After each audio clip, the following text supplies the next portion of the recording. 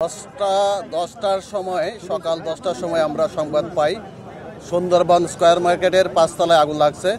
সংবাদ প্রাপ্তির সাথে সাথে আমাদের হেডকোয়ার্টার থেকে ঘটনাস্থলের উদ্দেশ্যে 3টা ইউনিট ঘটনাস্থলে এসে রওনা হয়, কিন্তু আগুনের ভয়াবহতা দেখে সাথে সাথে আমরা আরও সদরঘাট ফায়ার স্টেশন এবং সদর দপ্তর হইতে টিটিএল সহ আমরা 9টা ইউনিট ঘটনাস্থলে নিয়ে আসি এবং একই সাথে আমরা কাজ শুরু করি। যেহেতু এটা একটা ইলেকট্রনিক মার্কেট ছিল, প্লাস্টিক জাতীয় দ্রব্য ছিল, মোবাইল অ্যাক্সেসরিজ ছিল এবং প্রচণ্ড ধোঁয়া সৃষ্টি করে 5তলার ভবনের 5তলার যে গুদামগুলো ছিল গুদামের ভিতরে আগুনটা লেগে যায় এবং প্রচণ্ড ধোঁয়ার কারণে একবারে নিচতলা পর্যন্ত ধোঁয়া চলে আসে।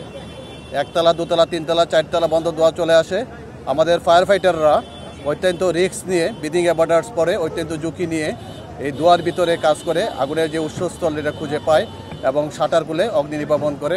প্রায় 11টা 12 মিনিটের সময় আগুনটা সম্পূর্ণ নিয়ন্ত্রণে আসে।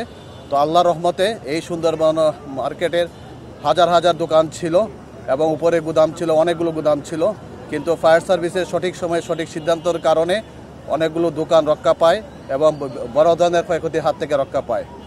আগুন নির্বাপন ক্ষেত্রে এসে আমরা দেখলাম যে আমরা যারা আগুন নির্বাপন করতেছিলাম তারা আমরা উপরে উঠে গেছি, কিন্তু নিচতলা 2তলা 3তলা 4তলায় অনেক লোক ছিল, জনগণ ছিল, পুলিশ সেনাবাহিনী থেকে শুরু করে অন্যান্য আইনশৃঙ্খলা যারা বাহিনী ছিলেন তারা চেষ্টা করছেন যে তাদেরকে বের করে দেওয়ার জন্য।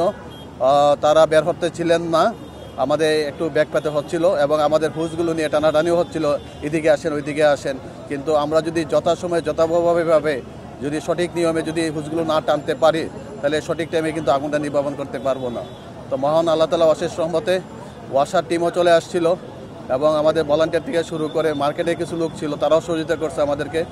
সহযোগিতার কারণে আমরা খুব সামান্য ক্ষতির মাধ্যমেই আমরা এই ধরনের অগ্নিকাণ্ডটা অর্থাৎ বিপজ্জনক অগ্নিকাণ্ড এটা আমরা নির্বাপন করতে পেরেছি। বিশ্বমানের থার্মিক্স রড সালাম স্টিল থার্মিক্স, দেশের একমাত্র থার্মিক্স রড।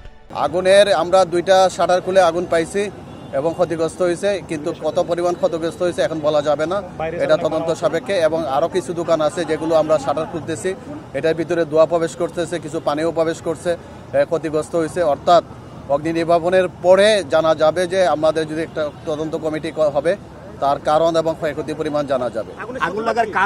আগুনের সূত্রপাতটা আমরা বলতে চাচ্ছি, এই মার্কেটে ফায়ার সার্ভিস সিভিল ডিফেন্সের কোনো সেফটি প্ল্যান নাই এবং বারবার আমরা নোটিশ দিয়ে যাচ্ছি, কোনো অগ্নি নিরাপদ ব্যবস্থাও নাই। আমরা প্রতিবারেই কিন্তু এই বিল্ডিংটাকে আমরা একবার অগ্নি নির্বাপনের ঝুঁকিপূর্ণ ভবন হিসাবে চিহ্নিত করেছিলাম। তো আর বিশেষ করে তার যে আপনারা দেখতে পাবেন একটু গুললে পরে তার যে ইলেকট্রিক যে তারগুলো আছে এগুলো খোলা অবস্থায় এলোমেলো অবস্থায় আছে, যেটা একটা মার্কেটের হাজার হাজার কোটি টাকার একটা মার্কেট, সেই মার্কেটে কোনো অবস্থাতেই এলোমেলোভাবে তারগুলো রাখা সম্ভব না। এলোমেলো তারের কারণেও কিন্তু আগুনটা একদিক থেকে অন্যদিকে চলে গেছে এবং প্রচণ্ড ধোঁয়া সৃষ্টি হয়েছে। আপনারা দেখতে পাচ্ছেন যে প্রচণ্ড ধোঁয়ার কারণে কিন্তু আমাদের ব্যাক পেতে হয়েছে এই ব্রিদিং অ্যাপারেটাস পরে উপরে উঠতে, যার কারণে আগুনটা নিয়ন্ত্রণের একটু সময় লাগছে। 3-4 বছর আগে আমরা এটাকে ঝুঁকিপূর্ণ লাগাইছিলাম, আমরা রাজধানীতে বিভিন্ন বিল্ডিংয়ে অগ্নিকাণ্ডে ঝুঁকিপূর্ণ ভবন লাগাইছিলাম।